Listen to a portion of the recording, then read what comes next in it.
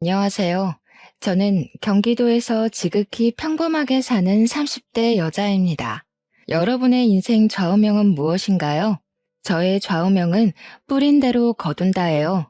저희 부모님은 제가 어릴 때부터 남에게 상처를 주면 그 상처가 그대로 돌아오고 도움을 주면 제가 힘들 때 도움을 받을 수 있다고 가르치셨어요.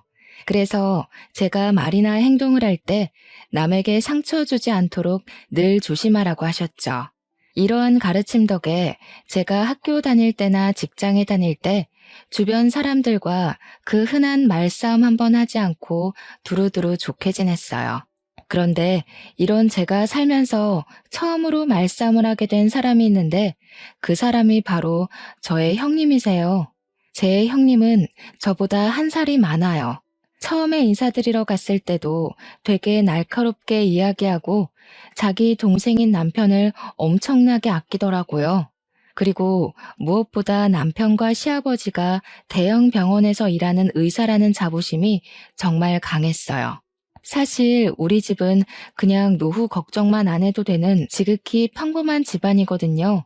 형님은 우리 집 사정을 듣고 평범한 평민이 의사 남편과 시댁 만나서 팔자를 고치려 한다며 처음 만날 때부터 저를 그다지 곱게 보지 않더라고요. 그래도 제가 형님이랑 사는 것도 아니니 그냥 참고 넘겼죠. 인사하고 집에 오는 길에 남편에게 형님은 어떤 사람인지 물어봤어요. 형님이 어렸을 때 아버지는 병원에서 야간 근무하시고 오셔서 주무시고 어머니가 형님을 돌보는데 끓는 물을 놓치는 바람에 형님의 몸과 얼굴에 화상을 입었어요. 그래서 바로 수술을 해야 하는 상황이었는데 그때는 화장 수술비가 너무 비싸 제대로 수술을 시켜주시지 못했대요. 그 결과 흉이 매우 심해졌고 어른이 된 지금도 그 흉터가 몸에 남아 있어요. 그나마 다행인 건 흉터가 턱과 목 쪽에 있어서 머리카락으로 가리고 다니면 잘 안 보이긴 해요. 하지만 형님은 혹시 다른 사람이 보고 본인에게 좋지 않은 소리를 할까봐 일부러 세게 보이려고 막말을 하는 경향도 있고 자격지심도 많이 있다고 해요. 게다가 시부모님은 형님의 흉터를 보면 마음이 너무 아파서 미안한 마음에 형님이 제멋대로 행동을 하고 다녀도 그냥 오냐오냐 하고 키우셨대요. 이러한 이유로 형님은 예민하고 까탈스럽고 자기 멋대로인 성격을 갖게 되었죠. 그래도 말은 조리 있게 잘해서 용케 회사에 들어는 가는데 성격 문제로 오래 다니지 못하고 매번 금방 관뒀다고 하더라고요. 이러한 남편의 이야기를 들으니 솔직히 형님이랑 좋은 사이로 유지하기 쉽지 않겠다고 생각했지만 그래도 남편을 사랑하고 형님을 본다면 얼마나 보겠어 라는 생각에 크게 문제가 될 것은 아니라고 생각했어요. 결혼하고 신혼여행을 다녀와서 시댁에 인사를 드리러 가니 친척들이 다 집에 계시더라고요. 저는 한복을 차려입고 시부모님께 큰절하고 앉았어요. 그랬더니 형님이 제게 신혼여행 가서 시부모님과 자신에게 전화를 매일 하지 않았다고 구박을 하더라고요. 친척들이 다 계신 데서 형님이 뭐라고 하시니 기분이 좀 상했지만 그래도 결혼한 지 얼마 되지 않아 아직은 많이 눈치가 보일 시기기에 그냥 앞으로는 전화 자주 드리겠다고 말했어요. 시어머니는 여행 다녀와서 힘들 테니 편한 옷으로 갈아입고 저녁을 먹자고 하셨어요. 제가 알겠다고 하고 옷을 갈아입으려고 가려는데 형님은 바로 저녁 식사 준비를 하라고 하더라고요. 신혼여행 후에는 시댁에서 친척들과 지인들에게 며느리가 직접 밥을 차려야 한다면서요. 그러면서 선심을 쓰듯이 반찬과 국은 있으니 그냥 상만 차려오라고 하더라고요. 그래서 저는 한복을 입고 15인분의 밥상을 차렸네요. 밥을 다 차리고 저도 밥을 먹으려고 앉았는데 이번에는 형님이 물을 가져와라. 국이 다 식어서 다시 데워야겠다. 여기 반찬이 다 떨어졌으니 가져오라고 하면서 제가 앉아있을 시간을 전혀 주시지 않더라고요. 그 덕에 저는 밥을 하나도 먹지 못하고 음식만 열심히 날랐네요. 시부모님은 그런 형님에게 신우짓 하지 말라고 하셨지만 형님은 친척들도 다 계신 자리에서 시부모님께 날카롭게 한마디 하더라고요. 그래도 우리 집이 일반 집도 아니고 엄연히 의사가 둘이나 나온 집안인데 별 볼 일 없는 일반 평민 주제에 이 정도는 해야지. 안 그래요, 다들? 어떻게 감히 여기에 껴서 밥을 처먹으려고 그래? 형님은 친척들 앞에서 저를 완전히 무시하더라고요. 시아버지가 뭐라고 하시긴 하셨지만 형님이 워낙에 막무가내이기도 하고 친척들이 계셔서 크게는 혼내지 못하셨어요. 형님은 친척분들이 식사를 다 하시고 나니 저에게 당연한 듯이 설거지를 시키더라고요. 저는 아무 도움 없이 혼자 설거지까지 마무리 지었어요. 부엌을 정리하고 부엌에서 나오니 이번에는 과일과 차를 내오지 않고 뭐 하냐고 하시더라고요. 다시 저는 부엌에 들어가 과일과 따뜻한 차를 한 상 내왔어요. 형님은 과일을 먹다가 제게 옆에 앉아보라고 하더라고요. 그리고 우리 집 며느리들이 지켜야 할 규칙이 있다며 일러주더라고요. 일단 매일 시부모님께 안부 전화해야 돼. 그리고 매달 첫 토요일에는 무조건 우리 집에 와서 다 같이 점심 저녁을 먹어야 해. 또 제사와 차례는 하늘이 두 쪽이 나도 반드시 참석해야 한다.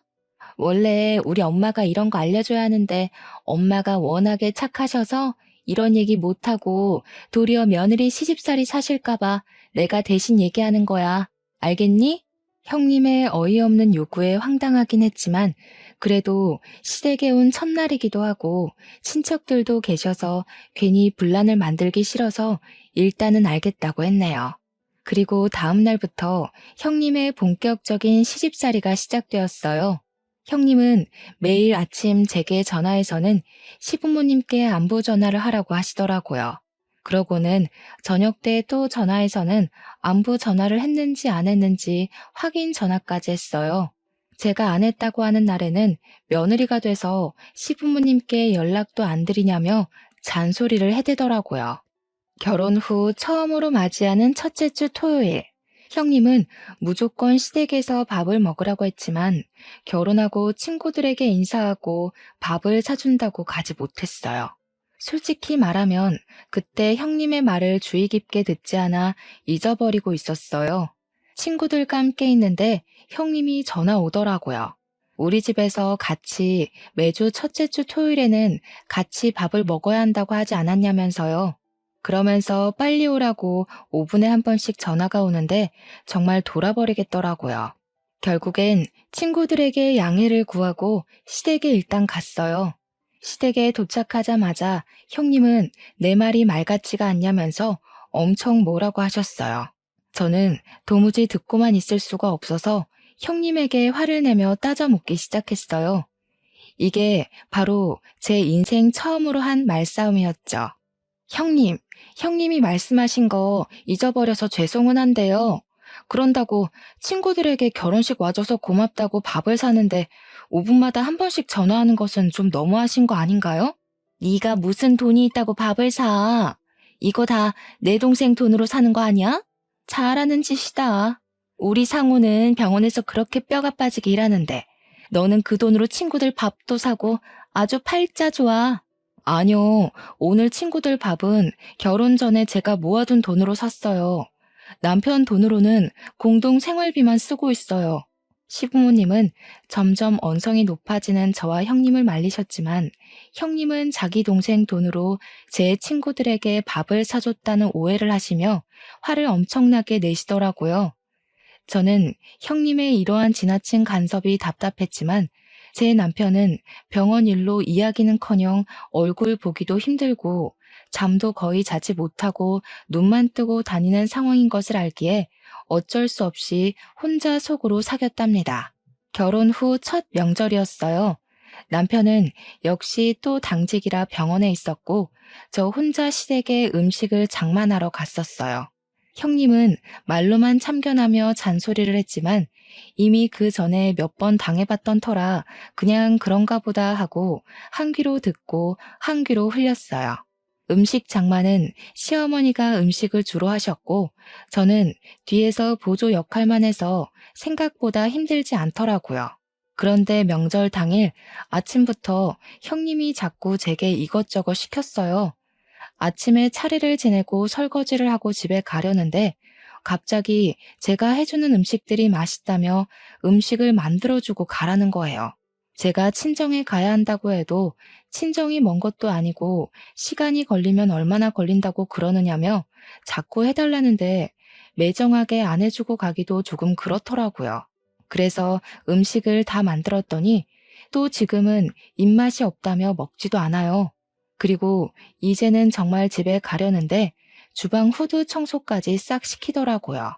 저는 그런 형님의 말을 무시하고 제 짐이 있는 작은 방에 갔어요. 그런데 웬걸 형님이 문을 잠가버렸더라고요. 형님, 여기에 제 짐 있는데 방문 좀 열어주세요. 어머, 실수로 문이 잠겼네. 그런데 자물쇠가 없어서 어쩌나. 오늘 올케 집에 못 가겠네. 원래 며느리는 명절 다 끝나고 가는 거야. 무슨 벌써 집에 가려고 해. 그냥 이렇게 된 김에 오늘 자고 가. 여기 방문은 내일 열쇠 찾아서 열어줄게. 이러한 형님의 어이없는 만행으로 저는 그날은 결국 시댁에서 잠을 자고 다음날 형님이 이제야 열쇠를 찾았다며 문을 열어주어 연휴 마지막 날 친정에 갈 수 있었어요.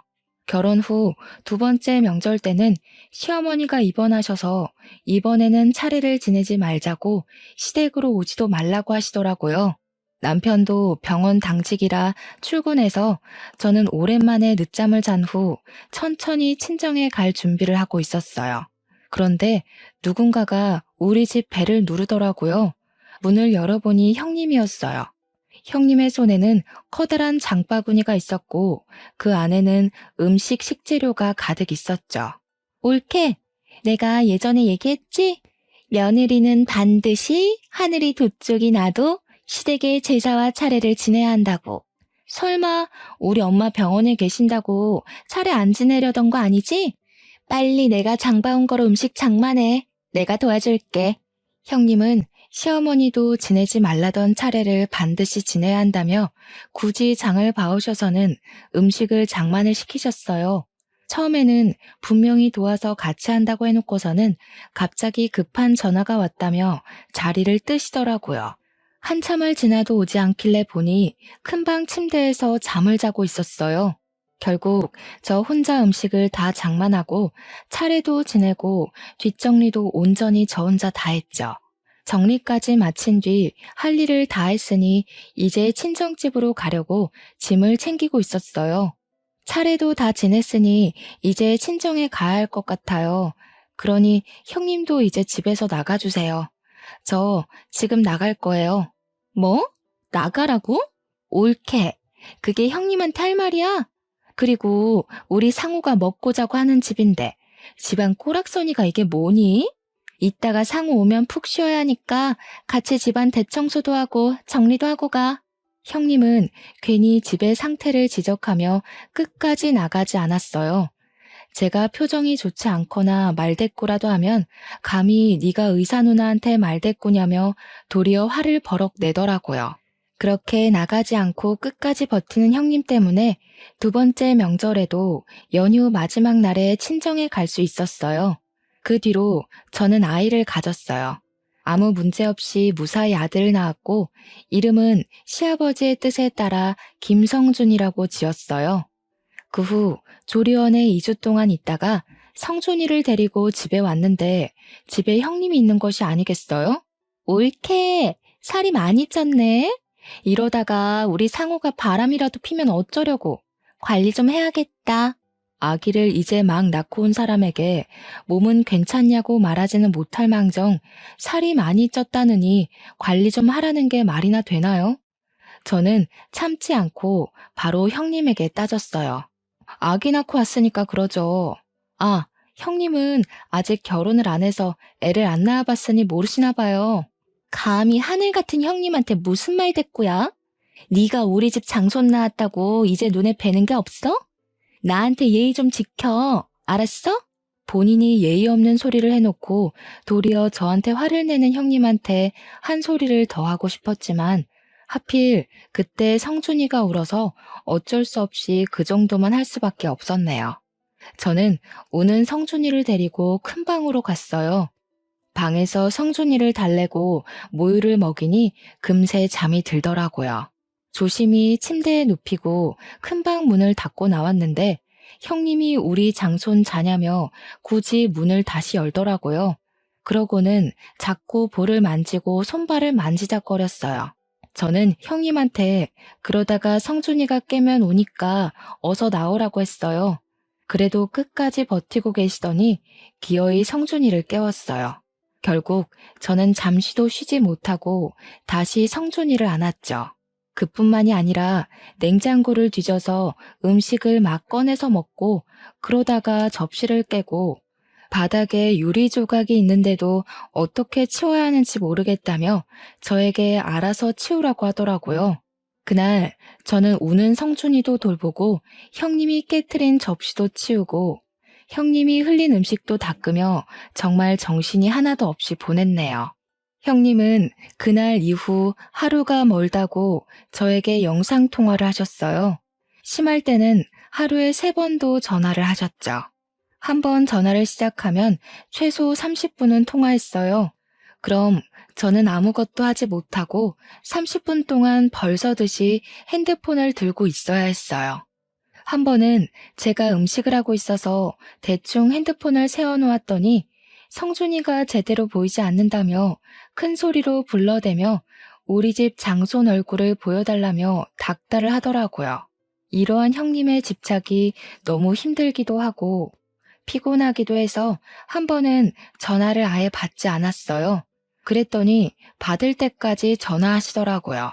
저는 너무 짜증나서 핸드폰을 아예 꺼버렸어요. 그랬더니 집에까지 쫓아오시더라고요. 내가 우리 집 장손 얼굴 좀 보겠다는데 왜 전화를 받지 않느냐고요. 이렇게 형님의 시집살이는 갈수록 도를 넘었지만 남편은 병원 일로 바빠 여전히 얼굴도 잘 보지 못하는 상황이었어요.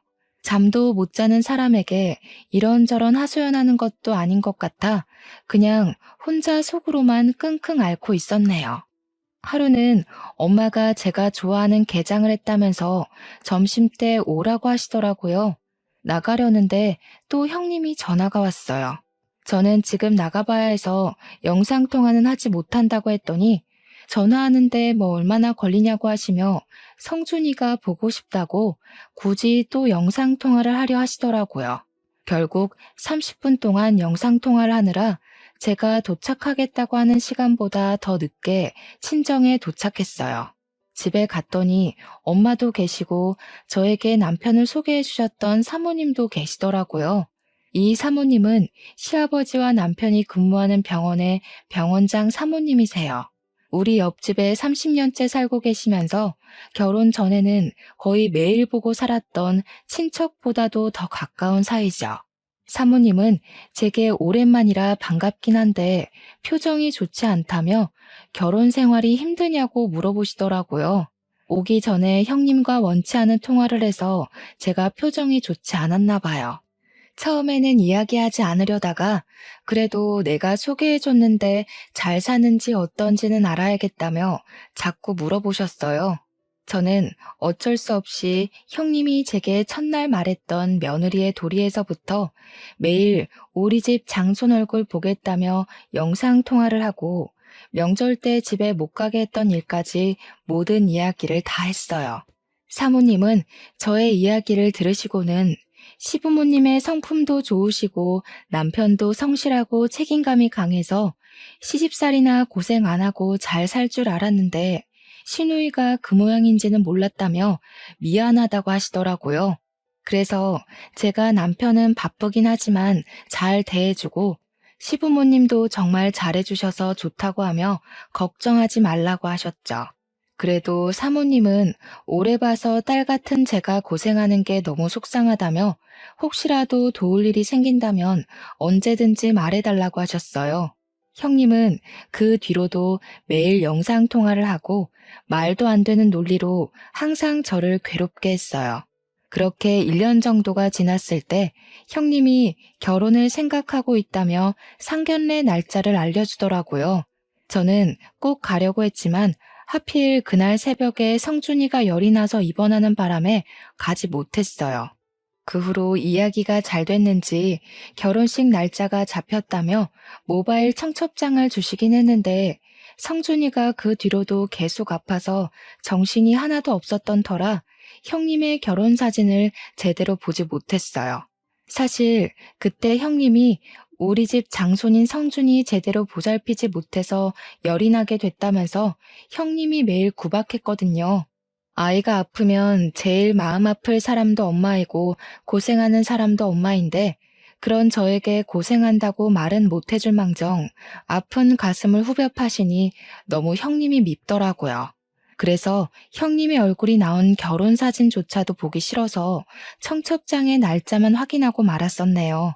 그런데 남편을 소개해 주셨던 병원장 사모님의 아들도 결혼한다고 하더라고요.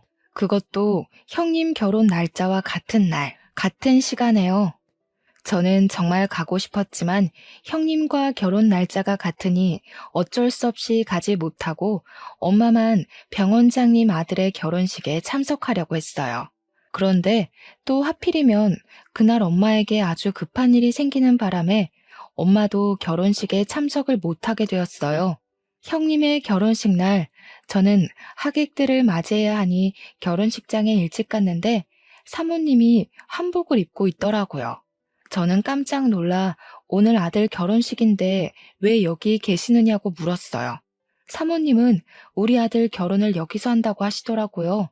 저는 설마 하는 마음에 형님이 보내주셨던 모바일 청첩장의 사진을 자세히 보았어요. 너무 놀랍게도 형님 옆에 사모님 아들이 떡하니 서 있는 게 아니겠어요? 어머, 저희 형님하고 현우 오빠하고 결혼하는 거였네요? 사실 그동안 성준이가 아파서 청첩장을 이제야 자세히 봤거든요. 전혀 몰랐어요. 그럼 그때 너에게 그렇게 시집살이를 시켰다는 그 형님이 바로 내 며느리인 거니? 네, 상황이 그렇게 되었네요. 그래? 알겠다. 내가 잘 기억해두고 있으마. 그동안 정말 고생 많았다. 사모님은 제게 그동안 고생 많았다는 의미심장한 말씀을 남기고 하객을 맞이하러 가셨어요. 이윽고 결혼식이 시작되었어요. 평소에는 그렇게 날카롭고 예민하고 신경질적이었던 형님도 결혼식을 한다고 웨딩드레스를 입고 신부화장을 하니 아주 곱고 참해 보이더라고요. 그렇게 많은 사람의 축복 속에 결혼식은 무사히 마쳐졌네요. 일주일 뒤 친정엄마가 별일 없으면 저녁 먹으러 오라고 부르셔서 집에 갔어요. 친정에 도착하니 엄마가 나갈 준비를 하시며 오늘이 형님 신혼여행 마치고 시댁으로 인사 오는 날인데 저한테 같이 가자고 하시는 거예요. 저는 보기 싫은 형님이 인사하는데 왜 굳이 내가 그 자리에 가느냐고 했죠. 그랬더니 사모님이 저한테 꼭 같이 오라고 했다며 사모님 집에서 저녁을 먹자는 거예요. 마침 남편도 야근하고 저 혼자 저녁을 먹어야 하니 그냥 엄마를 따라 사모님 집으로 들어갔어요. 잠시 뒤 형님이 한복을 입고 엄청 다소곳한 척을 하며 들어오더라고요. 형님은 그 집에 있는 저를 보고는 깜짝 놀라셨어요. 네가 왜 여기에 있어? 형님, 사실 여기 옆집이 바로 제 친정이에요.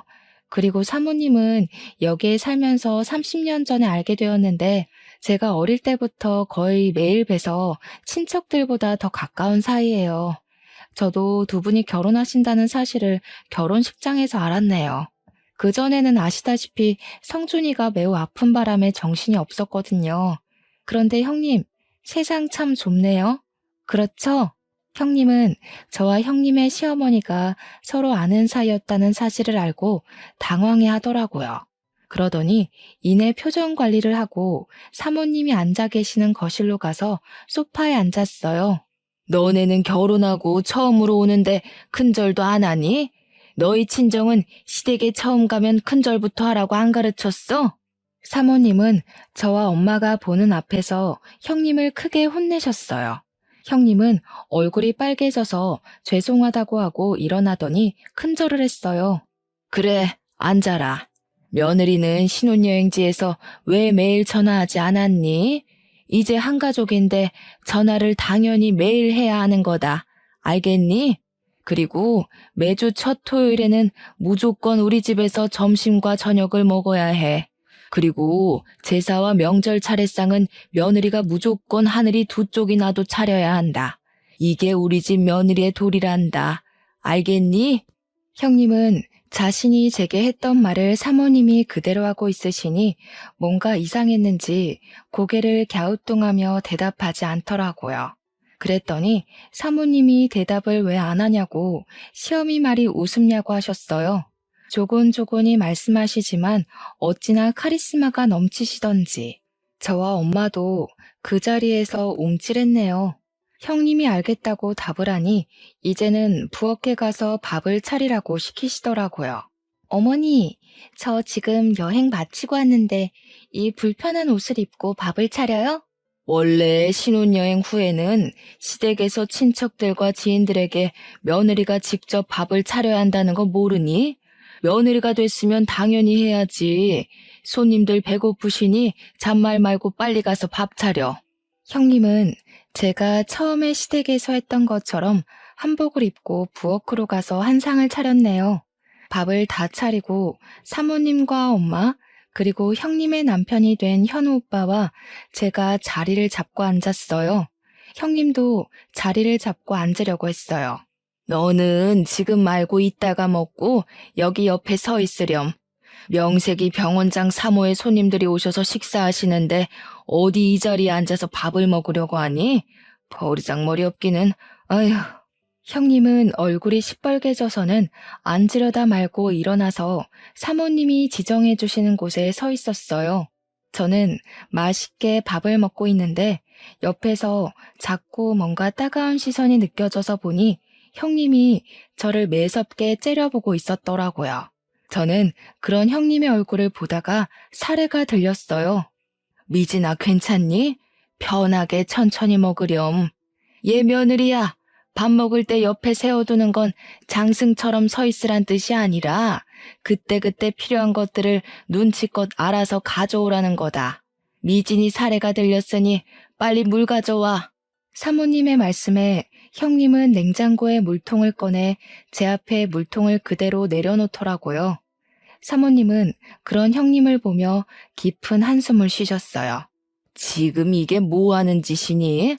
아휴, 이럴 때는 손님한테 물통을 통째로 내어드리는 게 아니라 네가 물컵을 가져와서 따라줘야 하는 거야. 내가 너에게 이런 것도 하나하나 가르쳐야겠니? 무슨 초등학생도 아니고.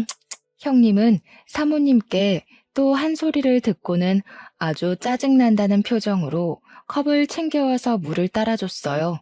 그런 형님의 표정을 보고 있자니 고소하기도 하면서 뭔가 형님을 더 놀리고 싶은 생각이 들더라고요. 그래서 일부러 제 국이 식어서 그런데 국을 다시 따뜻하게 데워달라고 했어요. 형님은 아주 못마땅한 표정을 지으며 못 들은 척 하더라고요. 예, 못 들었니? 내 손님 미진이가 국을 데워달라잖아. 어서 따뜻한 국으로 가져다 주렴. 명색이 병원장 사모의 손님인데 당연히 이 정도 대접은 받아야지 않겠니? 결국 형님이 죽을 상으로 다시 국을 끓여서 가져오는데 얼마나 화가 났는지 형님의 손이 부들부들 떨리더라고요. 평소 같았으면 이미 다 뒤집어 엎었을 사람인데 평소에 그리 무시했던 제 앞에서 이렇게 당하고 있으니 아마 미치고 팔짝 뛸 노릇이겠죠. 저는 아주 고소하게 생각하며 음식을 맛있게 먹었답니다. 저녁을 다 먹고 나서도 사모님은 당연히 설거지는 며느리의 몫이라며 형님에게 설거지를 시키셨어요. 저는 사모님과 함께 거실에 앉아 차와 과일을 마시며 담소를 나눴어요. 설거지를 마친 형님이 부엌에서 나오자 사모님은 거실 소파에 잠깐 앉아보라고 하시더라고요. 그러더니 내 아들 현우에 비해서 조건들이 훨씬 부족하지만 아버지가 워낙 병원에서 인품이 좋으셔서 어쩔 수 없이 결혼 승낙을 했다며 우리로서는 정말 많이 손해보고 하는 결혼이니 평생 갚으면서 시부모 얼굴에 먹칠하지 말고 살라고 하시더라고요. 그 이야기를 듣는데 형님은 울상이 되고 저는 너무 속이 다 시원해서 자꾸 웃음이 나더라고요. 이렇게 형님은 제게 시집살이를 시킨 그대로 사모님께 당하며 시댁에서의 첫날을 보냈네요. 속이 다 후련해져서 집에 왔는데 남편이 퇴근해 있더라고요. 저를 보자마자 하는 이야기가 누나한테 울면서 전화가 왔다며 어떻게 누나가 그렇게 당하고 있는데 옆에서 부채질이나 하냐고 뭐라고 하더라고요. 너 생각 안 나? 오늘 형님이 사모님한테 당했던 거 다 형님이 나한테 했던 짓이야. 신혼여행 끝나고 오자마자 친척들 죄다 불러서 밥 차리라고 했잖아. 너는 그날 밥 맛있게 먹었겠지만 나는 잔심부름하느라 밥 한 숟갈도 못 떴어. 그리고 오늘 사모님이 형님한테 며느리의 돌이라면서 했던 이야기 다 형님이 나한테 했던 이야기야. 나는 시댁에서 며느리라는 이유로 그렇게 다 해야 하는데 너네 누나는 그렇게 하면 안 되니? 누나도 그 집 며느리인데. 남편은 제 이야기를 듣고 잠시 생각하더니 아무 말도 하지 못하더라고요. 그러더니 남편이 네가 속상한 것은 알겠지만 그래도 누나네 시어머니랑 친하다고 하니 조금 살살해달라고 부탁 좀 드려보라고 하더라고요. 저는 그런 남편의 부탁에 솔직히 그동안 내가 당한 게 얼만데 그렇게 얘기는 못하겠다고 말하며 거절했어요. 잠시 뒤 이번에는 형님이 전화가 왔더라고요. 보나마나 좋지 않은 소리 할 것 같아서 전화를 받자마자 녹음을 했어요. 야, 너 어떻게 나한테 이렇게 엿을 먹일 수가 있어? 네가 시어머니한테 다 얘기한 거지? 그래서 시어머니가 너 대신에 복수한 거고. 형님이 시댁에 대한 도리라면서 며느리는 이렇게 살아야 한다고 했잖아요. 형님도 이제 결혼을 하고 한 집안의 며느리가 되었으니 당연히 그리하셔야 하는 것 아닌가요? 너 내가 가만히 안 둘 거야. 네가 지금 그 아줌마랑 한편 먹고 나 괴롭히는 거 모를 줄 알고? 아줌마요? 사모님한테 시어머니 아니고 아줌마요? 아무리 그래도 시어머니인데 호칭은 똑바로 부르시죠. 어머, 우리 형님 집안에 장손이 오셔서 저는 장손을 돌보러 가야겠네요. 전화 끊겠습니다. 형님은 역시나 제게 화를 많이 내셨고 저는 녹음된 형님과의 통화 내용을 바로 사모님께 카톡으로 보냈어요. 다음 날 집에서 성순이를 돌보는데 엄마에게 전화가 왔어요. 엄마가 사모님 집에 가니 형님이 와 있었더라고요. 그런데 보니까 형님이 아주 눈물이 쏙 빠지게 혼나고 있던데 무슨 일 있었냐고 하시더라고요. 그래서 제가 어제 있었던 일을 이야기하며 아마도 그래서 혼난 것 같다고 했어요. 엄마는 그렇게 시집살이를 시키더니 쌤통이라며 저보다도 더 좋아하셨어요. 그리고 형님의 결혼 후 첫 명절날이 왔어요. 원래 병원장님은 평소에도 잘 쉬지 못하니 명절날에는 반드시 가족과 여행을 가세요. 이번에도 여행을 계획하신다길래 저는 당연히 형님도 같이 가겠거니 했어요. 여행을 가는 형님이 부럽기도 하고 한편으로는 사모님이 형님에게 아주 혹독한 시집살이를 시킬 것을 기대했는데 그러지 못하겠다고 생각하니 내심 아쉬웠어요. 저는 시댁에서 형님 없이 아주 편하게 음식을 장만했어요. 음식을 하다 보니 생각보다 재료가 많이 부족해서 시부모님과 남편은 장을 보러 나가고 저와 성준이 둘이 시댁에 있었어요. 그런데 여행을 갔다고 생각했던 형님이 들어오시는 게 아니겠어요? 어떻게 여기 오세요? 원래 명절 때마다 병원장님 여행 가시는 걸로 알고 있는데. 다들 갔지? 나보고도 같이 가겠느냐고 묻더라고. 근데 솔직히 시댁이랑 가면 불편하잖아. 그래서 안 가겠다고 했더니 그럼 나보고 혼자 차례 음식 준비하고 차례 지내라는 거야. 원래 며느리들은 제사나 차례를 하늘이 두 쪽이 나도 지내야 한다고. 그게 말이 돼? 그래서 그냥 네 하고 차례 안 지내고 여기 온 거야. 그래요? 그래도 형님이 그 집 며느리인데 당연히 차례 지내야죠. 가만히 있자. 사모님한테 명절 인사 한번 드려봐야겠네. 잠시만요. 형님은 제가 사모님한테 전화를 걸자 잽싸게 말렸지만 이미 사모님이 전화를 받으신 상태였어요. 저는 일부러 스피커폰으로 바꾸어 사모님과 통화를 했어요. 사모님, 여행을 잘 가셨죠? 사실 지금 저희 시댁에 형님이 있는데 어떻게 할까요? 난 분명히 우리 집에서 차례 지내라고 했는데 걔가 왜 거기 있니? 바꿔보렴. 저는 스피커폰으로 형님에게 제 핸드폰을 건넸어요. 형님이 떨리는 목소리로 말을 하자 사모님이 노발대발 하시더라고요. 내가 우리 집에서 차례 음식 차리고 혼자 차례상 차려서 지내라고 했는데 왜 말을 안 듣니? 첫 명절인데 시부모 말이 말 같지가 않아? 당장 얼른 가라. 가서 상 차리고 영상통화해라. 알겠니? 형님은 알겠다고 대답하고 전화를 끊고 저한테 왜 전화를 걸어서 이렇게 귀찮게 만드냐고 뭐라고 하더라고요. 그때 장을 보러 가신 시부모님과 남편이 도착했어요. 너는 첫 명절인데 시댁에 안 있고 왜 여기 있니? 다들 여행 갔는데 나 혼자 시댁에 남아서 차례를 지내라 하잖아. 말이 돼?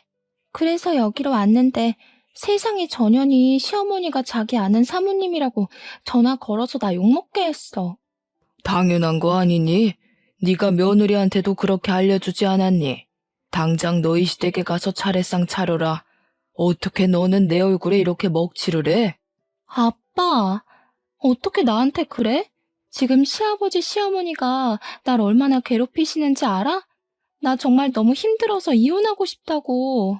병원장님 내외분 경우가 없으신 분 아니시다. 네가 뭘 잘못해서 그런 거겠지. 그런 줄 알고 앞으로는 절대 이렇게 오지 마라. 이혼? 이혼해서 나랑 네 동생 얼굴에 먹칠만 해봐. 그땐 우리 영 끊고 넌 집에서 쫓겨나는 거야. 명절을 편하게 보낼 생각에 집으로 왔던 형님은 시아버지와 시어머니의 성화에 다시 울면서 사모님 댁으로 가더라고요. 저는 그 후로 형님 없이 아주 편한 명절을 보냈어요. 그 뒤로 형님한테 전화가 왔어요. 형님은 제게 시댁의 시집살이가 너무 힘들다고 이혼하고 싶다고 하더라고요. 저는 형님이 이혼하고 싶은 것을 왜 제게 말씀하시냐고 물었어요. 이혼하고 싶어서 우리 엄마한테 전화했더니 엄마도 사돈이 병원장님이신데 이혼하면 아빠와 동생이 병원 생활 힘들어져서 안 된다고 하면서 말리시더라. 그래서 저한테 이런 이야기 하시는 이유가 뭐예요? 네가 내 시어머니께 잘 말씀드려서 우리 형님 좀 적당히 봐달라고 하면 안 돼?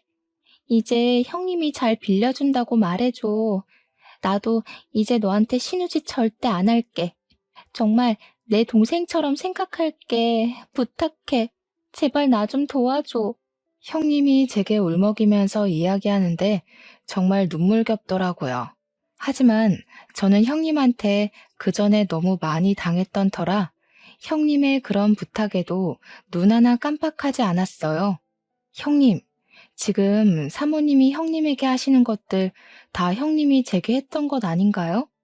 인제 와서 하는 말인데 그때 형님이 저한테 그렇게 구박하고 했을 때 저 정말 이혼하고 싶을 만큼 힘들었어요.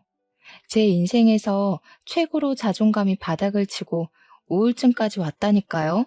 정말 미안해. 그때는 내가 결혼 전이라 시댁 며느리 그런 거 전혀 몰랐어. 내 생각이 짧았어. 속 깊은 네가 나 좀 한 번만 도와줘라. 응?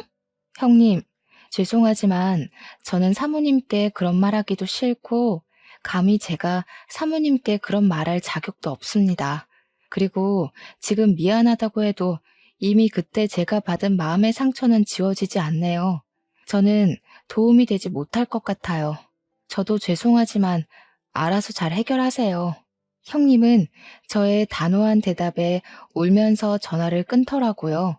그 뒤로도 사모님의 시집살이는 계속되었고 여전히 형님은 사모님께 혼나며 결혼 생활을 이어가고 있답니다.